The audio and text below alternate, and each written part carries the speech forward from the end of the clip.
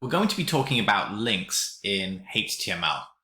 And if we think about it, links are one of the core aspects of the web that makes it the web. The ability to click on a link in one location and be transported to another location, to another web page, for example. Otherwise, there's not really a lot of difference between looking at a website and just looking at a Microsoft Word document or a text document, for example. Links are a crucial part of the web and allow us to browse very quickly between different web pages. So continuing with our document from previously, let's see if we can add a link to this document. And a link, or as it's more officially known, an anchor tag, is specified with an A tag. So we'll just create an empty A tag for now, and we'll say click here to visit page 2, for example. Let's save, let's refresh. Now at the moment, there's not really a lot of difference between our link and plain text. In fact, it just appears as plain text. And the reason is that our anchor tag is missing a core piece of functionality, and that's it needs to point to a specific location. It needs to know where to take our user if that user clicks, and we do so using a href attribute. So we'll set href equals, and for now we'll just put a hash symbol. We'll refresh the page, and notice immediately, as soon as we've supplied that href attribute, our link starts to look a lot more like a link. Firstly, notice the color's changed. It's now also underlined. And finally, when we hover our cursor over the link, notice our cursor changes to a pointer. Now that href is not very helpful at this stage. We can click the link. It behaves like a link, but it's not going to take us anywhere at this stage. So over on the left-hand side, we can see our directory. And at the moment, we just have index.html in our directory. So let's create a new file, and we're going to call it page2.html. And we're just going to scaffold this out very roughly. We're going to break a lot of best practices here. We will include the doc type HTML just to encourage that. We have HTML. We're going to skip the head tag for now. Let's just jump straight into the body of the HTML document. And all we're going to do is include a paragraph that simply says, welcome to page 2. So we know that we have reached page 2. So now if we return to index.html, we can actually specify that this link should take the user to page2.html. And note that this is based on the current location of the HTML file we're inside. So we can just type page2.html here because we're already in the same folder as index.html. But just to give you another example, imagine we had a folder and this actually contained most of the pages of our application, and page 2 was inside the pages folder. Well, we wouldn't just be able to use page2.html here. We'd have to specify that it's actually pages/page2.html. Let's refresh the page. Let's click here to visit page 2. And notice we have welcome to page 2. So we've actually successfully followed a link. We're now on a separate page within our website. Now let's see if we can set up a link to take us back to page 1. So we'll have a hyperlink. We'll have a href, which we'll fill out shortly. And then we'll have the text for this anchor tag. Click here to return to index.html. Let's refresh our page. Of course, it doesn't do anything yet because we need to specify the href value. So how do we do this? We're inside a folder.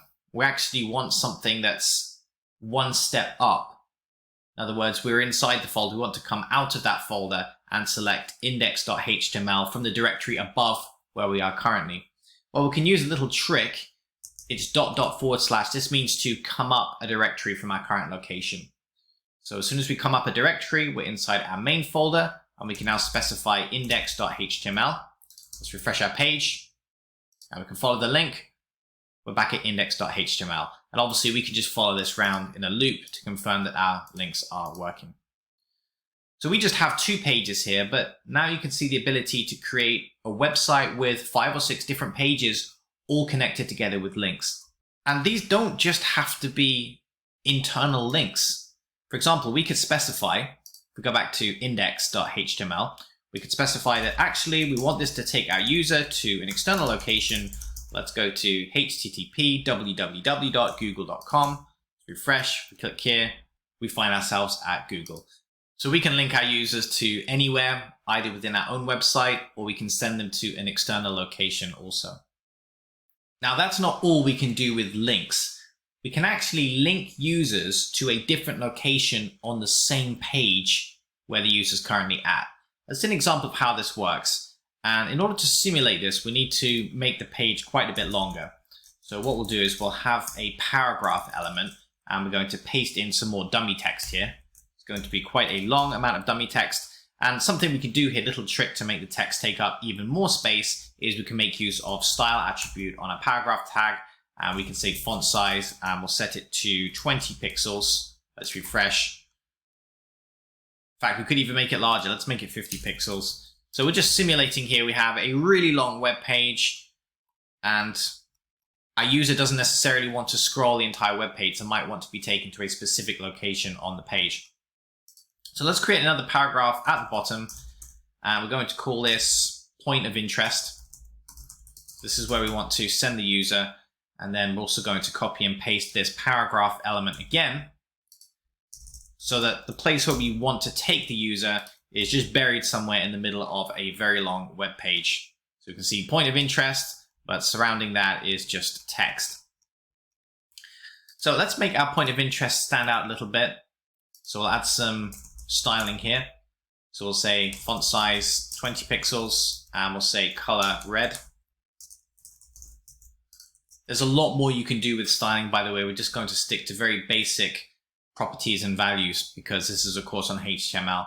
But you can also check out the core CSS master if you want to see the full range of ways that you can style the elements. So it's really lost here somewhere on the page. Here we go, point of interest. In fact, we just need to make sure our syntax is correct. So CSS always has a colon after the property name, and then has a semicolon after the value. And if you don't follow the syntax, it's not going to work. So here we have our point of interest. We're going to make use of another attribute, and it's called an ID attribute. So this is added in the same way, and an element can have multiple attributes. So we're going to specify ID equals, and we'll just call it interest. Okay, so this element now has an ID attribute, and the value of that ID attribute is interest. And we often use ID attributes. We also use class attributes a lot of the time to help our external CSS style sheets to figure out which elements they're supposed to be styling. So you will make use of the ID attribute and the class attribute quite frequently, but in of themselves, they don't actually do anything. So this paragraph has an ID attribute of interest, but it doesn't change the paragraph. If we refresh the page, the paragraph stays exactly the same. However, what we can do is we can use this ID attribute as a location for a link. So let's scroll up and let's find our link. Click here to visit page 2. Well, actually, we'll change that now to say, click here to visit point of interest. And this particular technique is often referred to as HTML bookmarks.